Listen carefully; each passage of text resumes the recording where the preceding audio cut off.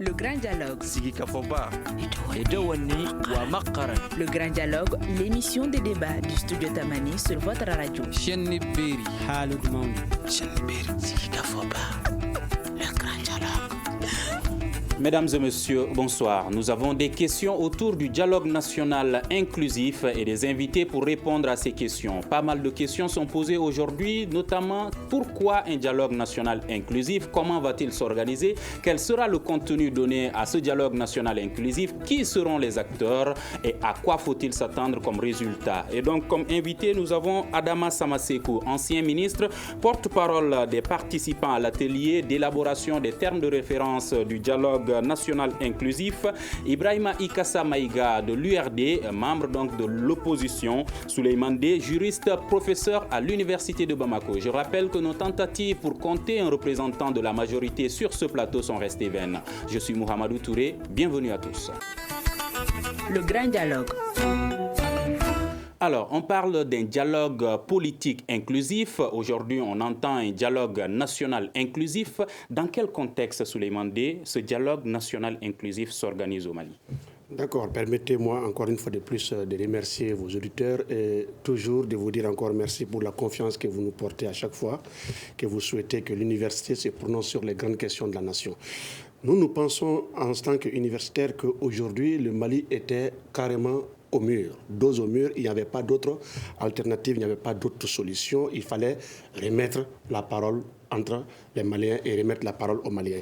Et pour des raisons très simples, le pays était devenu ingouvernable. Et vous le savez très bien que nous avons dit et décrié que le consensus politique des ATT à la confusion constitutionnelle d'IBK, le Mali ne savait plus où aller. Vous voyez vous-même, on a connu 6 premiers ministres et quand on parle de confusion constitutionnelle, c'est surtout ça. Le parti qui gagne les élections, ce n'est pas ce parti qui est à la primature. Et sur les 6 premiers ministres, c'est un seul qui était du RPM. Et c'est une confusion qu'on ne comprend pas. Et on ne peut pas comprendre non plus que le Premier ministre même de la majorité, puisse subir la pression de son propre clan pour le faire partir par le biais d'une motion de censure. Et vous avez vu que c'est par là d'ailleurs qu'on peut évoquer l'accord politique de gouvernance. S'il y a accord politique de gouvernance, c'est un aveu d'impuissance. C'est parce que le parti qui a gagné les élections, la majorité qui était censée gouverner le Mali, n'a plus les moyens de le faire. Raison pour laquelle, aujourd'hui, on a ouvert, bien sûr, la gestion du pays à d'autres formations politiques, en tout cas, à chercher à apaiser. La grogne sociale qui s'en est suivie, vous le savez, toutes les corporations du Mali se sont levées, tout le monde demande un meilleur cadre de vie. On n'a jamais enregistré autant de grèves au Mali que ces derniers temps. On peut situer aujourd'hui, on n'a même pas besoin de s'étendre là-dessus. La crise sécuritaire au Mali fait qu'aujourd'hui également, il y a un problème. La reconstruction et le redéploiement de l'administration. Parce qu'il faut le dire que cette question de souveraineté dont on parle, elle est évolutive dans l'État aujourd'hui. On ne peut pas dire que le Mali est pleinement souverain. Parce que la plénitude de compétences du pouvoir n'est pas sur l'ensemble du territoire. Il ne faut pas dire comme c'est l'air. Le Mali est présent seulement sur un tiers de son territoire. Même quand nous prenons les régions du Nord, c'est dans les capitales régionales que l'État se retrouve. Pas, bien sûr, dans les communes, pas dans les villages. Aussi, vous avez la difficile mise en œuvre de l'accord. Et je l'ai dit ici, il faudra peut-être encore une fois de plus qu'on se mette d'accord. Ce n'est pas l'accord d'Alger. Tout le monde s'accorde à dire accord d'Alger, c'est l'accord de Bamako. L'accord prend toujours le nom de la ville dans laquelle il a été signé. C'est l'accord issu du processus d'Alger, mais c'est l'accord de Bamako parce qu'il a été signé. Et puis vous avez vu toutes les tentatives de révision de la Constitution sous le même mandat, en tout cas sous la même présidence de IBK. C'est la deuxième tentative qu'on va mettre en œuvre pour réviser la Constitution. Et on n'y arrive pas. Donc toutes ces questions réunies prouvent à suffisance que nous sommes un État en crise et qu'aujourd'hui, il faudra à un moment donné donner la parole aux Maliens et demander aux véritables acteurs qu'est-ce qu'il faut faire pour sortir de la crise. Je pense que c'est dans ce contexte-là que nous partons vers un dialogue national inclusif. D'ailleurs, cette fois-ci, c'est bien qu'on appelle dialogue national inclusif parce que dialogue politique... Et on va y revenir tout de suite. Et donc, des problèmes auxquels le dialogue national inclusif devrait trouver des solutions ou résoudre même ce problème. Alors, Adama Samasekou, vous êtes porte-parole des participants à l'atelier du dialogue national inclusif. Aujourd'hui, comment ce dialogue national inclusif va s'organiser?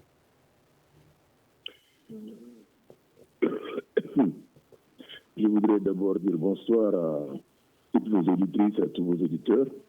et vous remercier de cette invitation à participer à votre grand dialogue sur une question essentielle aujourd'hui pour notre pays qui entame un processus historique.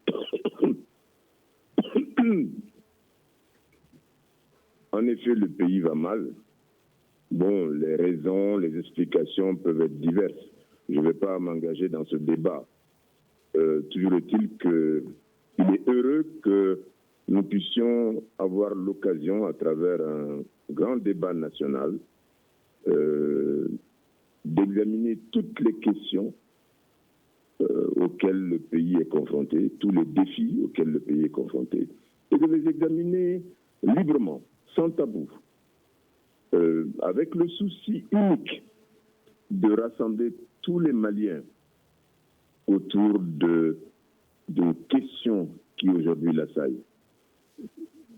Et en réalité, pendant les 3 jours où nous avons travaillé sur le projet de termes de référence du dialogue, l'ensemble des participants a eu l'occasion de s'exprimer librement et d'évoquer toutes leurs préoccupations.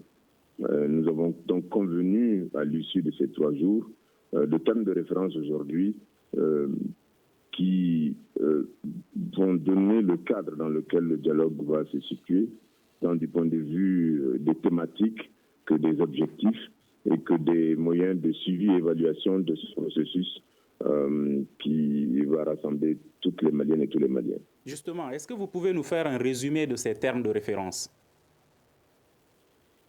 Écoutez, la question essentielle, c'est celle de la structuration même du document qui a été rendu public. Le projet est public.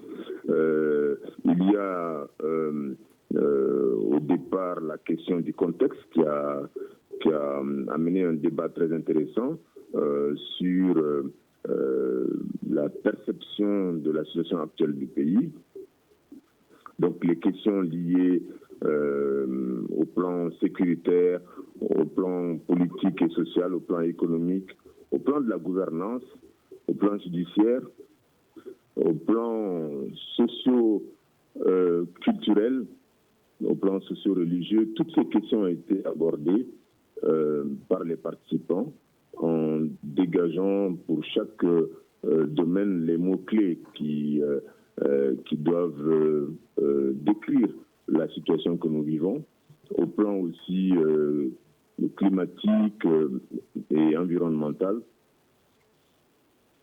D'accord. Et on va y revenir, M. Samasekou.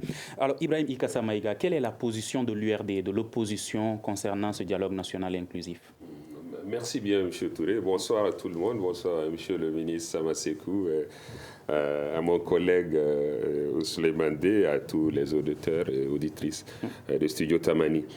La position de l'URD est claire et je pense qu'elle a été déclinée au fil de la presse et à travers des correspondances et des mises au point suffisamment claires.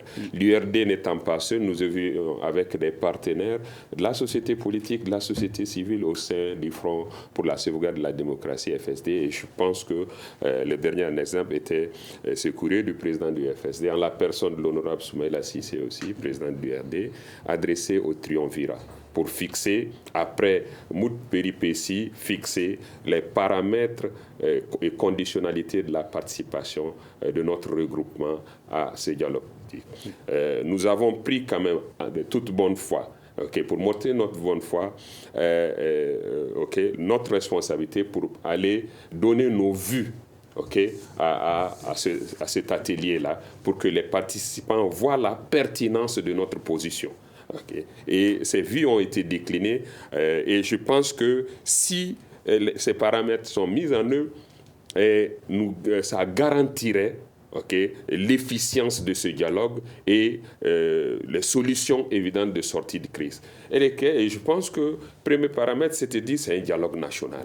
Et j'ai été un peu offusqué de voir que la majorité politique qui était représentée au sein de ce débat et était là encore à tirer sur de la sémantique politique inclusif, dialogue national inclusif. Nous avons dit c'est national. Si quelqu'un devrait se réserver, c'est bien l'opposition qui a exigé, obtenu ce dialogue politique. C'est nous qui devrions dire... Il y a Mamadi Djankoumba qui pose la question sur Facebook. L'opposition a demandé ce débat, ce dialogue. Pourquoi l'opposition est aujourd'hui contre ce dialogue? Nous ne sommes pas contre. Nous sommes nous sommes contre la façon d'amener ces dialogues, contre la façon de travestir, excusez-moi de ce thème. Qu'est-ce qui vous dérange dans cette façon? J'en viens. Je disais tantôt que si quelqu'un devrait s'en offusquer, c'est bien nous, en disant non, ne diluez pas nos problèmes politiques parce que tout est parti aussi de la crise post-électorale. Et la crise s'étant crispée, le chef de l'État, Ibeka, a dû appeler son challenger, Soumaïla, pour discuter. Donc ça, c'était une sorte de dialogue politique de haut niveau qui devrait redresser dans l'arène politique, réunir tous les acteurs politiques pour parler. Mais vu que les remous, la grogne sociale, Souleymane l'a évoqué, les problèmes avec les religieux, qui en partie ont fait partir le gouvernement de l'époque, et tout cela mis ensemble, nous avons dit que ce serait bien de discuter avec l'ensemble de la population malienne, pour trouver les solutions, y compris de l'intérieur comme de l'extérieur. Donc, alors là, on a dit il faut y aller, mais franchement.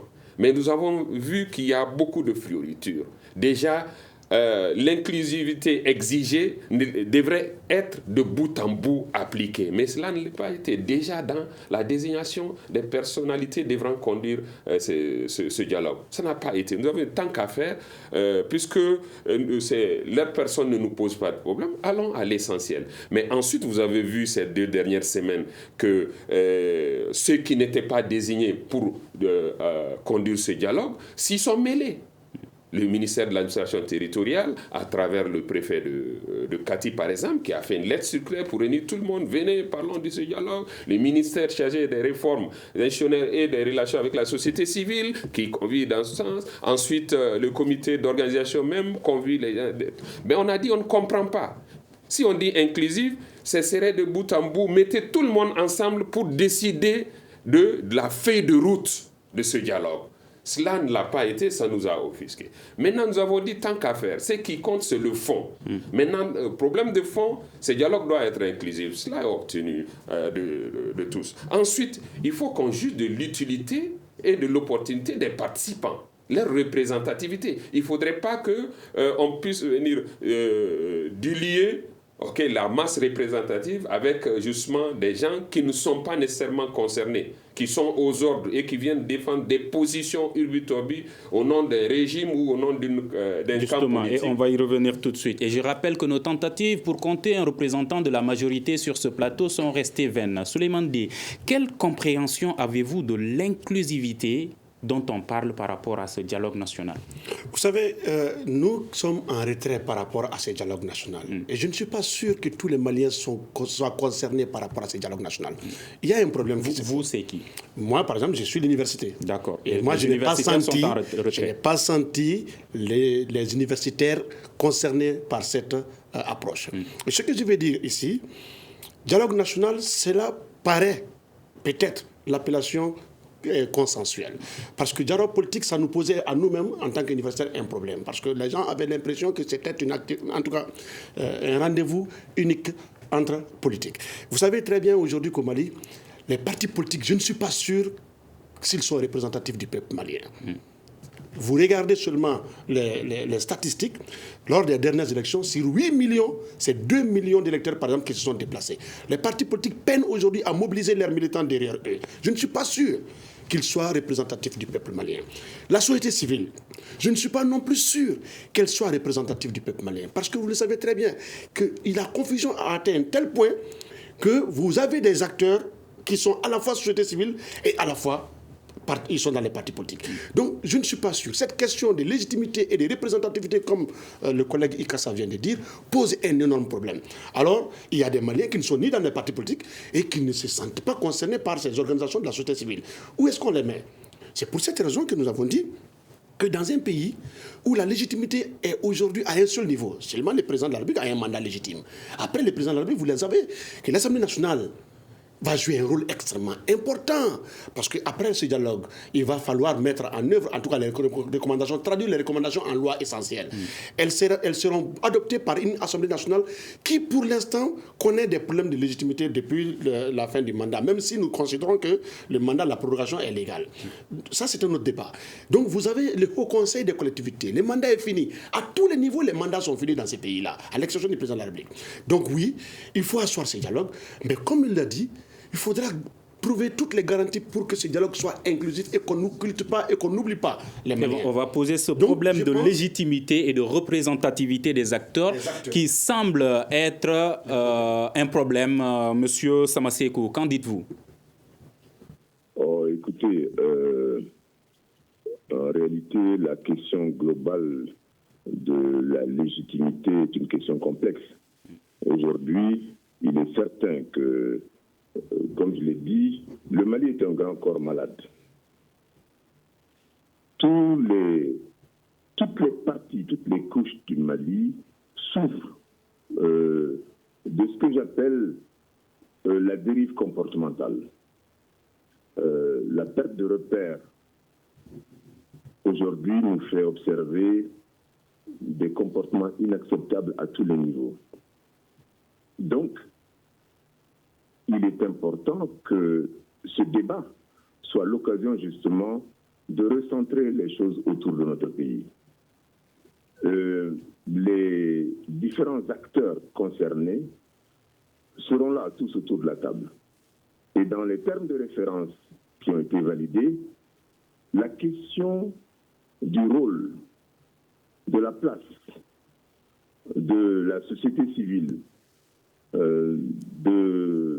des syndicats, des ONG, des partis politiques, toutes ces questions feront l'objet de débats, j'espère, francs et sincères, afin que nous puissions, au sortir de ce débat, redonner le rôle à chacune des composantes de notre pays. Alors, vous l'avez dit, M. Samasekou, le Mali est un grand corps malade. Et donc, pour le soigner, il faudrait le diagnostiquer, consulter toutes les parties et pouvoir trouver des médicaments pour le soigner. Alors, aujourd'hui, s'il y a des couches qui pensent ne pas être impliquées ou suffisamment impliquées, comme le dit tout de suite Souleymane Dé, les universitaires, comme une partie de la société civile, comme l'opposition qui n'est pas d'accord, est-ce que vous pensez que les résultats attendus au cours de ce dialogue pourront être atteints? Ah, mais attention. Tout le monde sera consulté.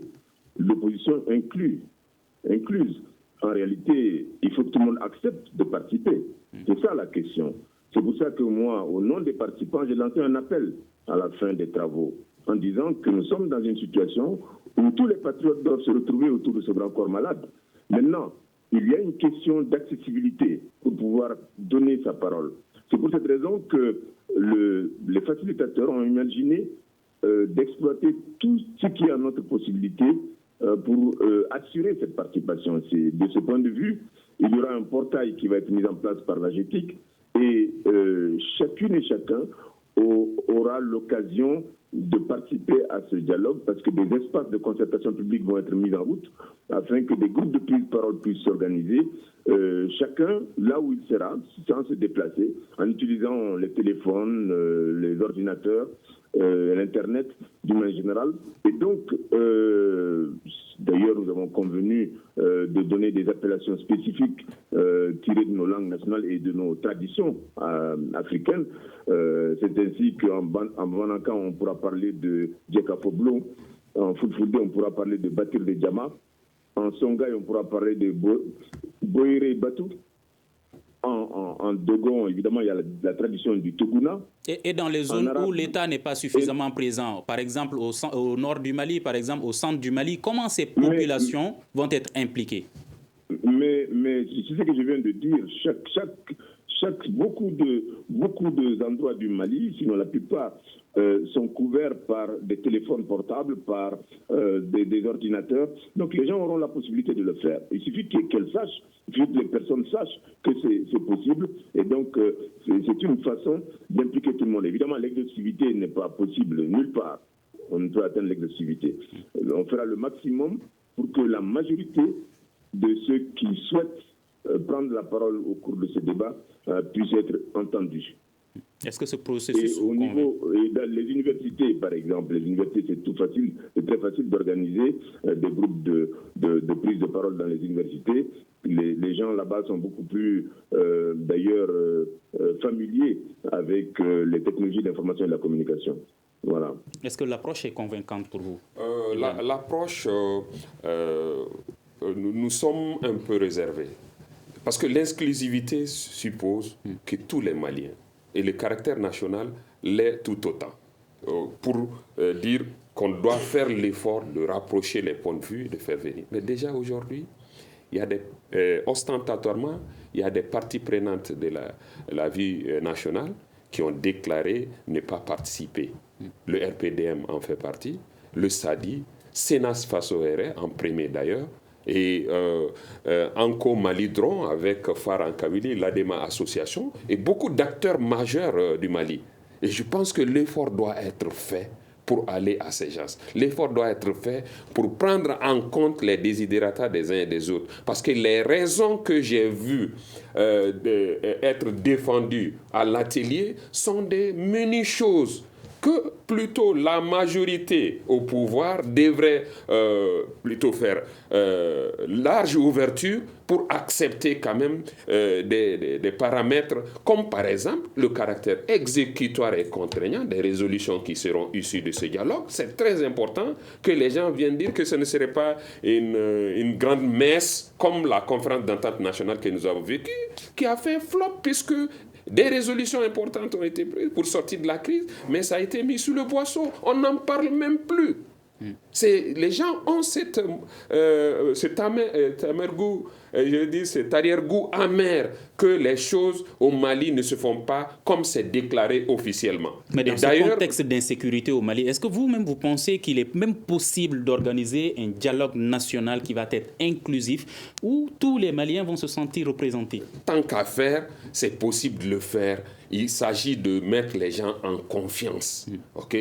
Dans les zones où l'État n'est pas présent, les gens continuent à vivre et avec leur mode. Il s'agit de les mettre en confiance pour leur dire parlez de vos problèmes, venez vous retrouver au niveau des communes, au niveau des cercles pour en parler et envoyer des représentants aux assises nationales. Et qui va garantir leur sécurité? Mais là-bas, en fait, c'est des gens qui vivent en symbiose avec leur environnement. Tant qu'à faire, ils trouvent tout.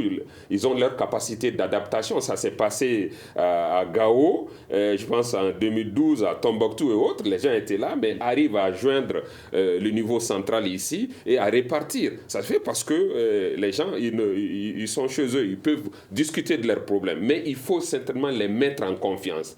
Mais déjà qu'il y en a qui sont à Bamako, ici, à Ségou ou autres, j'ai cité des organisations politiques et de la société civile, mais qui ne se sentent pas en confiance de participer, même s'ils sont plus ou moins en sécurité. Donc c'est la confiance qui est le maître mot dans cette affaire. Et d'ores déjà, il faut qu'on garantisse l'application effective des résolutions et le suivi.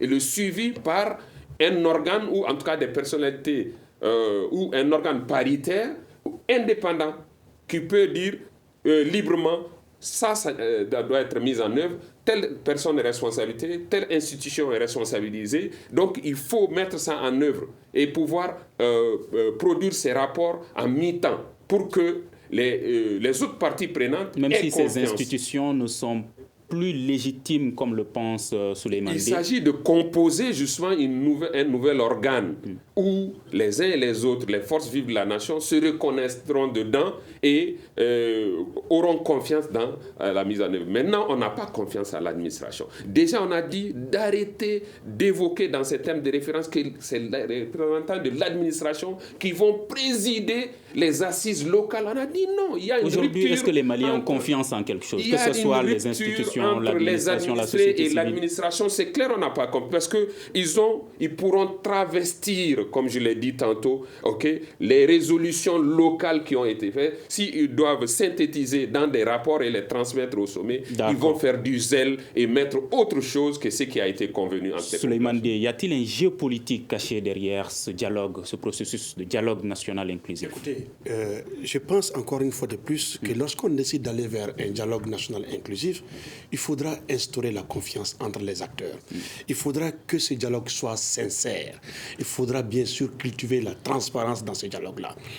Je l'ai dit dans mes propos, le pays aujourd'hui est devenu ingouvernable. Vous avez écouté hier le Premier ministre à la télé qui dit qu'il n'a pas fait de DPG, c'est-à-dire des déclarations de politique générale, parce qu'il attend les conclusions de ce dialogue politique national. Une fois que cela est dit, n'ayons plus peur des mots. Nous sommes en quelque sorte dans une transition. C'est ce que je vous ai toujours dit. Le pays a besoin de sortir de la crise. Et aujourd'hui, le gouvernement même ne se hasarde pas à mettre en avant certaines politiques parce qu'il n'est pas sûr que cette politique soit réellement celle que le peuple malien veut. Voilà pourquoi le Premier ministre attend les conclusions de ce dialogue politique national.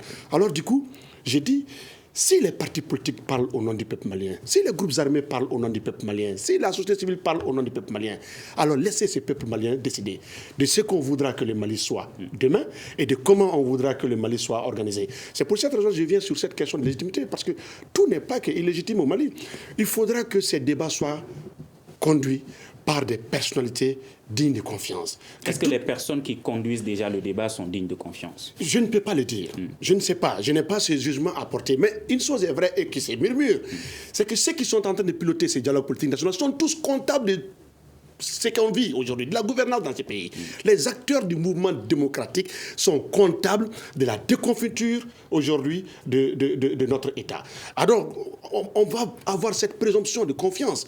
On va les laisser peut-être gouverner. Comme il a dit, il ne faut pas s'arrêter aux personnes. Il faut aller sur des questions de fond. Et les questions de fond, encore une fois de plus, j'ai dit, je ne fais pas la promotion de ma structure. J'ai dit, il faut faire confiance à l'université. Il faut demander à l'université de piloter. M. Samasekou l'a dit que les universitaires vont être impliqués. Ce que M. le ministre dit ne nous satisfait pas. On n'est pas quand même des gens à qui on va venir un matin dire venez, donnez-nous vos problèmes de vie. Non. Comment voulez-vous être impliqué? On aurait souhaité que des journées de réflexion soient organisées entre les universitaires et que les recommandations et les résolutions issues de ces journées puissent servir aux politiques. Parce que le problème du Mali, c'est surtout ça. Vous avez vu les débats, je ne vais pas citer des scènes concurrentes. La dernière fois à la télé, on a tous entendu la confusion terrible qu'on était en train de faire entre la régionalisation et le régionalisme. Donc, le politique n'est pas en mesure de connaître à fond ou dans le fond la signification de certains termes juridiques. La régionalisation n'a rien à voir avec le régionalisme. Et il y a trop de confusion de la sorte. Donc, encore une fois, je reviens, qu'il y a des maires dans ces pays qui sont élus.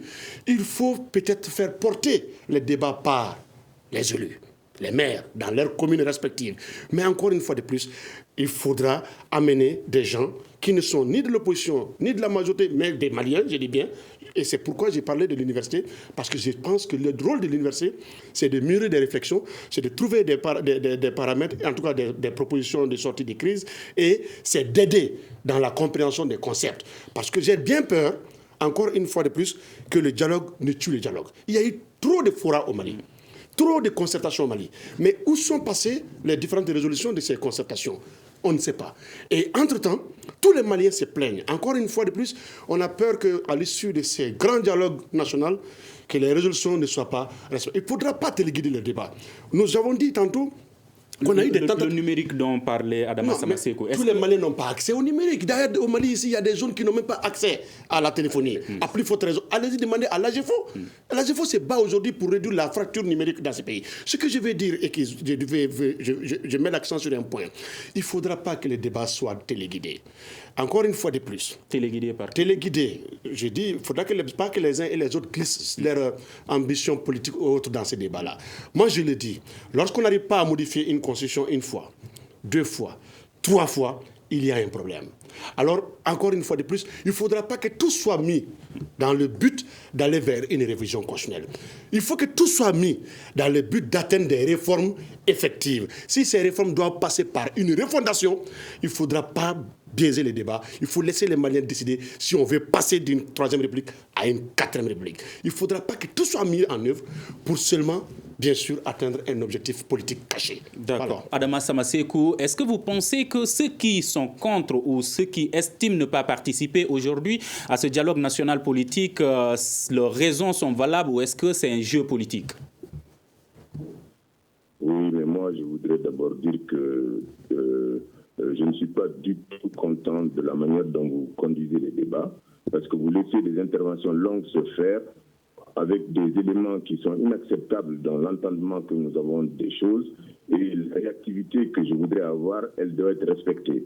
Je voudrais dire... Vous avez la parole et la liberté d'expression, elle est respectée ici. Allez-y, M. Samasekou. Pardon. J'ai demandé à intervenir parce que c'est un débat. Si quelqu'un intervient, je demande à intervenir pour arrêter. Parce que s'il y a une longue intervention, comment voulez-vous que je reprenne point par point? C'est l'occasion qui vous est donnée, M. le ministre. Allez-y. Oui, mais ce n'est pas normal, ça. Je voudrais vraiment interpeller mon frère Ibrahim Maïga. Il était dans l'atelier. Mieux, il a été un des rapporteurs, il a été le principal rapporteur du groupe 1. Et Ibrahim, vous savez tout ce qu'on a discuté au sein de cet atelier. Vous savez que la question de l'inclusivité a été débattue. La question du rôle de l'administration a été débattue. Les participants ont demandé que l'administration ne soit pas la structure qui fasse la synthèse des débats et que ce soit des personnalités indépendantes, neutres. La société civile, les structures, il y a au moins une dimension d'implication de chaque acteur principal afin que le contrôle mutuel soit assuré. Vous savez aussi qu'on a dit que le comité de suivi qui doit être mis en place doit être indépendant. Mieux, le Premier ministre, même dans son discours de clôture, a garanti l'indépendance de ce comité de suivi, des conclusions qui vont sortir de ce débat. Donc, toutes les dispositions sont prises pour qu'il y ait de la transparence dans ce processus. Donc aujourd'hui, je crois que les Maliens sont vraiment enclins, la plupart du temps, à condamner sans participer. Et je crois qu'il est important, personne n'empêche personne de participer à ce débat-là. Par contre, il peut y avoir des raisons objectives qui empêchent les gens de participer. On essaie de trouver les formules pour éviter cela. Donc, si des partis politiques aujourd'hui disent qu'ils ne participent pas, si des acteurs disent qu'ils ne participent pas, c'est leur responsabilité, malheureusement. Et tous les efforts, je suis convaincu de cela, seront faits par les facilitateurs pour les ramener dans le schéma, sur leur position et leur donner les garanties nécessaires. Les garanties nécessaires, c'est quoi? C'est la transparence, c'est l'inclusivité, c'est la liberté de parole. Tout ça, c'est garanti d'avance. Mais M. Samasekou, si Souleymane Dey, excusez-moi, monsieur. Oui, j'arrive. C'est pour mieux comprendre. Si Souleymane Dey et Maïga estiment que... Vous posez la question après, je ne vous écoute pas. Monsieur... Laissez-moi terminer, s'il vous plaît. Laissez-moi terminer. J'ai dit la grande question qui se pose aujourd'hui. Voilà, s'il vous plaît. Quand même, ne faites pas ça, sinon je sors du débat. Ce n'est pas correct, ça. Vous avez laissé les gens parler tout le long. Monsieur Souleymane Dey, j'ai posé les mêmes questions de relance aux autres. J'ai posé les mêmes questions de relance aux autres. Allez-y. Laissez-moi parler. Ça suffit. La grande question qui se pose aujourd'hui, c'est la question de la confiance. Et cela, ça a été dit au niveau des 3 jours. Si les gens ne se font pas confiance, on a beau chercher ce qu'on veut, on n'aura jamais la capacité de se retrouver. Quand même. Je peux poser la question de relance ? Maintenant, l'approche que vous avez soulignée tout de suite, Souleymane Dey, universitaire, et Ibrahim Ikassa Maïga estiment que cette approche n'est pas convaincante. En quoi n'est-elle pas convaincante? Alors, Souleymane Dey, en quoi n'est-elle pas convaincante? Moi, en fait, c'est à mon tour. Allez-y. Là où c'est pas convaincant, c'est quand tout autour de... Parce que moi, j'ai décliné notre position parce que les gens voudraient avoir une lecture cohérente de ce que nous avons posé comme actes, depuis le début de cette activité d'organisation de ce dialogue-là. Nous avons posé des actes phares avec des correspondances qui donnent notre position au fur et à mesure. Donc, je voudrais qu'on comprenne le fil conducteur de ce qui se passe. Maintenant, là où ça pose problème, c'est quand les autorités nomment un triumvirat, mais à chaque discours officiel interviennent pour poser des paramètres. Ça ne serait pas ça, ça ne serait pas ça. Non, laissez les participants en décider de ce que ça va être. Ça ne serait pas une conférence nationale bise, ça ne serait pas un 3e tour, ça ne serait pas une transition. Mais bon Dieu, laissez le peuple décider de ce qu'il veut. Ce serait bien que ça soit ainsi. Et l'administration est aux ordres. Moi, j'étais directeur de campagne locale. J'ai vu ce que l'administration a fait. En changeant bout par bout les résultats sortis des urnes. Cette administration, je la fais pas confiance. Il va répondre par rapport à cette question que vous posez concernant le fil conducteur. Non, je viens. Alors, Monsieur Samasekou, est-ce qu'il y a un fil conducteur? Il va juste répondre à cette question. Oui, vous régulez le débat. débat ou pas. Il demande, est-ce qu'il y a un fil conducteur? Monsieur Samasekou, un débat, c'est comme ça, les gens parlent. Alors, est-ce qu'il y a un fil conducteur? Le fil conducteur, le fil conducteur, il le connaît lui-même mieux que quiconque. Est-ce que vous pouvez l'expliquer aux auditeurs et aux téléspectateurs? Le fil conducteur, ce sont les termes de référence. Les termes de référence qui ont été adoptés hier. Et M. Ibrahima était un des rapporteurs des groupes qui ont discuté en long et en large, librement, qui ont amendé, enrichi ces TDR-là. Et je tiens à dire par la même occasion que la question du contenu du débat ne sera pas orientée et n'a jamais été orientée. C'est ensemble que nous avons décidé de ce que nous allons discuter. Tout est possible. Il n'y aura aucun sujet tabou. Ça a été dit dans la lettre de mission aux facilitateurs. Le porte-parole des facilitateurs, au moment de leur installation, l'a répété. C'est la parole qui va être donnée à chacun, pour que chacun parle, mais que chacun s'écoute. C'est ça qui est le problème. Aujourd'hui, on n'écoute pas assez. La grande question, aujourd'hui, dans les termes de référence, toutes les problématiques du pays seront abordées. C'est pour ça que c'est un dialogue national. Et quelles sont les différentes étapes qui vont suivre? Il y a les termes de référence qui ont été validés. Quelle est la prochaine étape? Je termine d'abord. Monsieur Samasekou, quelles sont les prochaines étapes? Mais laissez-moi terminer ce point-là, c'est quand même monsieur, important. c'est un débat. Quelles sont les prochaines étapes? Mais laissez-moi donner mon argument pour le débat quand même. J'ai entendu des intervenants dire qu'on va orienter les gens vers les réformes constitutionnelles, etc. etc. Ce n'est pas le cas. Toutes les questions, la refondation de l'éducation, toutes les questions, le futur, toutes les questions vont être évoquées. Tout ce qui préoccupe les Maliens va faire partie de ce débat national. Voilà, ça c'est le point. Les prochaines étapes, mais ça c'est pas à moi de les organiser. Il y a un comité national d'organisation qui est en charge. Il y a les facilitateurs qui ont en charge la mise en œuvre du contenu de ces TDR. Ils seront à la tâche pour pouvoir, dès maintenant, les TDR mis en forme vont être diffusés. Tout le monde pourra les connaître. Tout le monde, y compris vos invités autour de la table. Tout le monde verra à l'intérieur des termes de référence les grands axes qui vont être abordés dans le débat national. La manière de faire ces grands axes, l'organisation à tous les niveaux, certes commune, au niveau national. Donc, tout est prévu dans les TDR. C'est transparent et ça ne va pas être caché à personne. Merci Samasekou. Souleymane Gueye, avez-vous l'impression qu'il y a un fil conducteur autour de ce dialogue national inclusif? Moi, j'ai bien peur des suites des débats. Parce que, avec tout le respect que j'ai pour M. le ministre, j'ai quand même peur de ces tonalités qui me poussent à croire qu'on est plus dans l'intimidation des fois pour faire accepter certaines choses. Je pense que les Maliens attendent beaucoup de ces dialogues-là. Je dis bien, les Maliens attendent beaucoup de ces dialogues. Nul ne peut se l'approprier seul. C'est pourquoi j'ai dit que nous sommes dans cette situation parce que les acteurs du mouvement démocratique ont failli.